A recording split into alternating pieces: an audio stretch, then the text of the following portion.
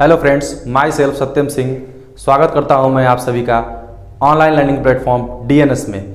मैं आप सभी को CUET PG MS psychology entrance की तैयारी कराने के लिए साइकोलॉजी के मेंटर के तौर पे आप सभी के बीच, और आज CUET PG साइकोलॉजी के एंट्रेंस में बहुत ही इंपॉर्टेंट टॉपिक जो कि बार बार पूछे जाते हैं, रिलायबिलिटी और वैलिडिटी, उससे संबंधित जितने भी फैक्ट्स हैं उसको हम समझेंगे। आइए देखते हैं, आज का टॉपिक है मेरा रिलायबिलिटी और वैलिडिटी। बहुत ही इंपॉर्टेंट टॉपिक है, इसके बारे में हम समझते हैं और देखते हैं।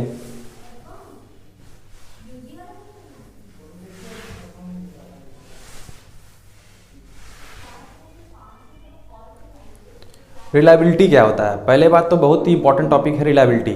रिलायबिलिटी क्या होता है, इसको समझने से पहले एक चीज़ जान लीजिए कि अगर हम जैसे मान लीजिए कोई टेस्ट लेते हैं और उस टेस्ट में किसी भी छात्र का जो है कि 50 अंक नंबर वो प्राप्त करता है, फिर पुनः जो है कि अगर उसी टेस्ट को हम छात्र को देते हैं तो उसमें जो है कि वो फिर 50 अंक प्राप्त करता है, तो कहेंगे वो टेस्ट क्या है, रिलायबल है, विश्वसनीय है। कहने का मतलब क्या है, स्किनर ने ये डिफाइन किया था इस टर्म को कि it test is reliable if it measure consistency. कहने का मतलब क्या है, वह टेस्ट विश्वसनीय कहलाएगा जो किसी छात्र या समूह पर प्रशासित किए जाने पे अगर जो परिणाम आ रहा है उसको अगर बार बार उसी समूह पर प्रशासित किया जाए तो परिणाम में जो है कि निरंतरता या कंसिस्टेंसी बनी रहे। ठीक है, अगला टर्म है आपका वैलिडिटी।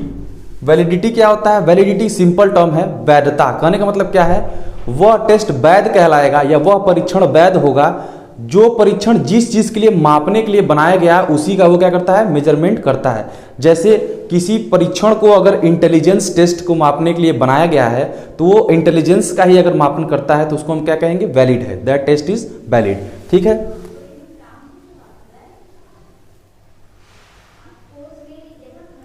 दोनों में बेसिक अंतर क्या होता है, रिलायबिलिटी और वैलिडिटी।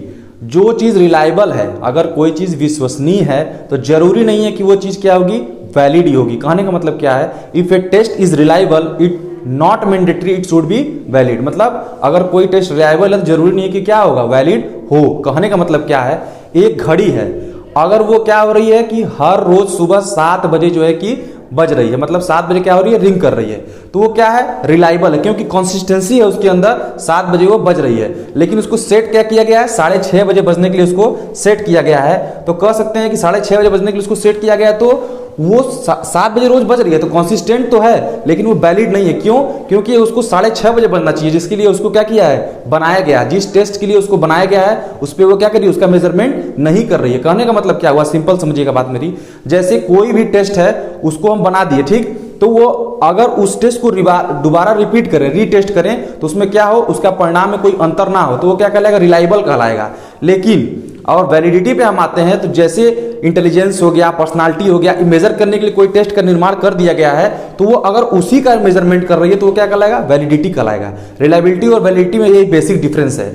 और हम देखते हैं factor affecting reliability and validity, या रिलायबिलिटी और वैलिडिटी कौन कौन से फैक्टर अफेक्ट करते हैं। तो उसमें पहला आपका टेस्ट लेंथ, मतलब उसका लेंथ प्रभावित करेगा, स्पीड, ग्रुप होमोजेनिटी और हेट्रोजेनिटी भी, आइटम डिफिकल्टी, उसका डिफिकल्टी लेवल क्या है। डिफिकल्टी लेवल कहने का मतलब क्या है, उस टेस्ट को कितने लोग कर पा रहे हैं और कितने लोग उसको नहीं कर पा रहे हैं। टेस्ट की कुछ ना कुछ डिफिकल्टी लेवल भी होनी चाहिए। ठीक, ऑब्जेक्टिविटी है, टेस्ट की जो है कि टेस्ट रीटेस्ट इंटरवल है, और variation with the test situation, मतलब उसका किस परिस्थिति में उसका जो है कि टेस्ट किया जा रहा है। डिस्क्रिमिनेटिंग पावर, डिफिकल्टी लेवल, और जो उसमें जो कि टेस्ट में जो आइटम किए गए हैं वो ऑब्जेक्टिव हैं कि सब्जेक्टिव है, वो सब भी टेस्ट के रिलायबिलिटी को प्रभावित करते हैं।